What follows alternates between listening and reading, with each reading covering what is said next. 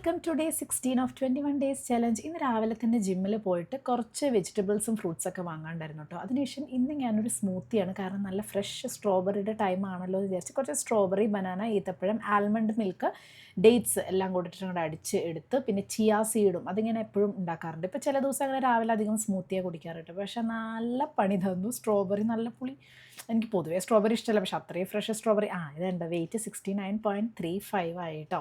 നമ്മൾ 72.15 ആയിരുന്നു 16 ഡേ ആയപ്പോഴത്തേക്കും 69.35. പിന്നെ ഇന്ന് കംപ്ലീറ്റ് ഞാൻ പറഞ്ഞ പോലെ 5 മിനിറ്റ് റൂൾ, ഞാൻ മുന്നത്തെ വീഡിയോയിൽ പറഞ്ഞ പോലെ ഇന്നത്തെ എൻ്റെ 5 മിനിറ്റ് റൂളിലെ ടാർഗറ്റ് എന്ന് പറയുന്നത് പൂജ സ്ഥലവും അതുപോലെ തന്നെ ആ ഒരു ഹാളിൻ്റെ കുറച്ച് ഏരിയയും വൃത്തിയാക്കുക എന്നുള്ളതാണ്, ഡീപ്പ് ക്ലീൻ ചെയ്യുക എന്നുള്ളതാണ് കേട്ടോ.